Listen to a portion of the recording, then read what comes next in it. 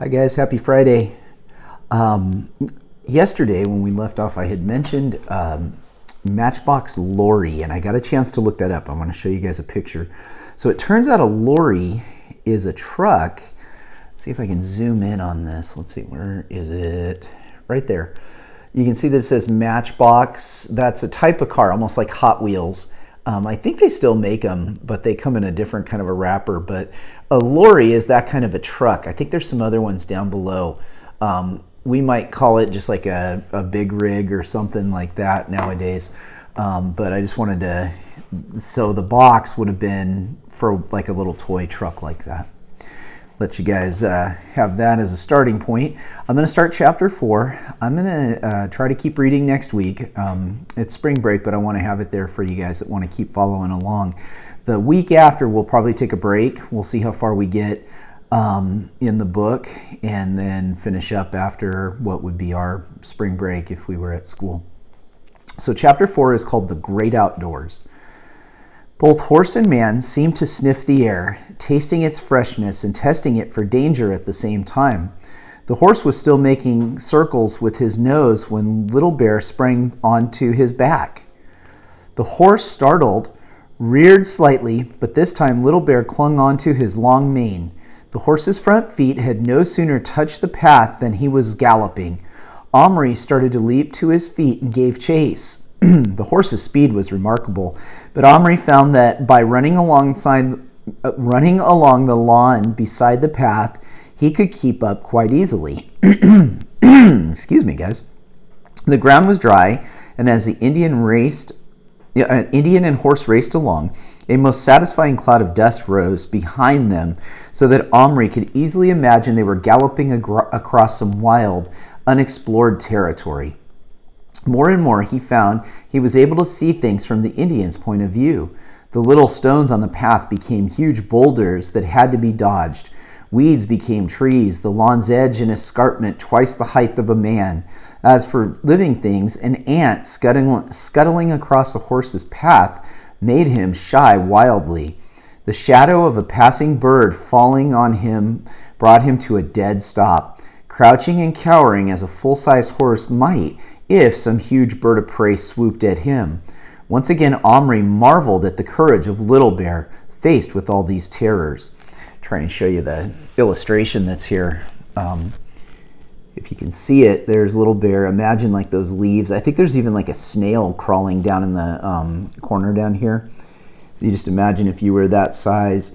There was a movie that came out a long time ago called Honey, I Shrunk the Kids, and it was about this guy that invented this like laser beam that shrunk his kids. And I remember they tried to get through there from the garbage pan or from the trash cans through their backyard back to the house, and they met like all sorts of weird things, and the sprinklers came on. If you ever see that, you imagine that's kind of what it would have been like for Little Bear. But it was not the courage of recklessness. Little Bear clearly recognized his peril, and when he had his gallop, turned the horse's head and came trotting back to Omri, who crouched down near to hear what he said. This was much more difficult in the open air somehow. "Danger," said the Indian. "Much. I need bows, arrows, club, maybe gun?" he asked pleadingly. Omri shook his head. "Then Indian weapons." "Yes," said Omri, "you need those. I'll find them today.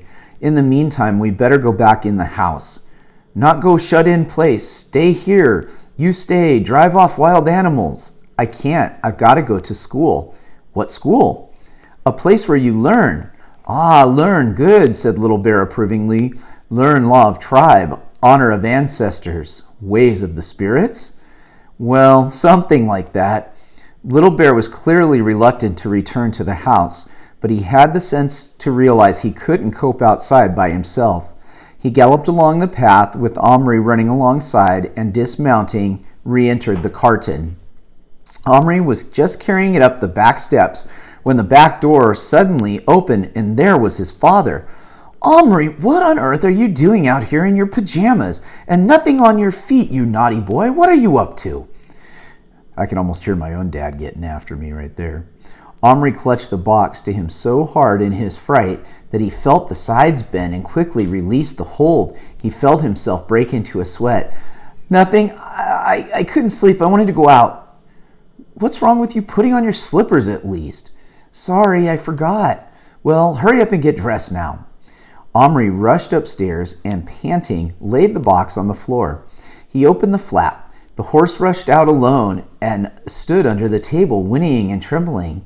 He had had a rough ride.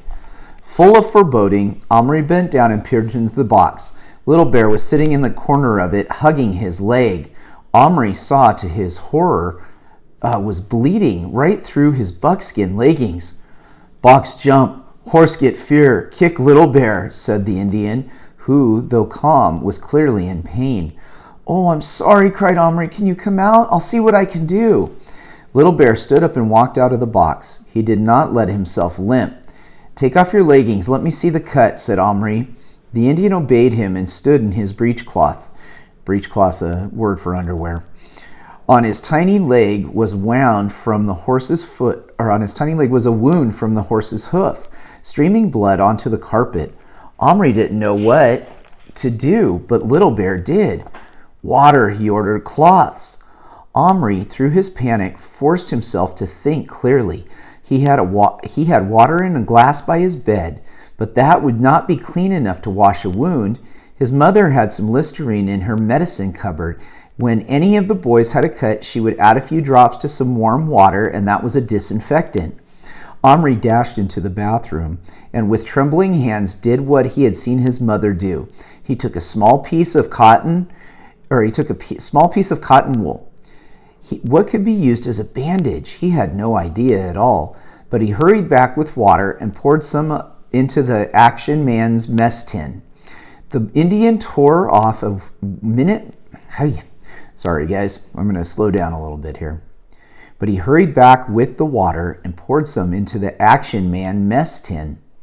Do you remember he gave a little plate for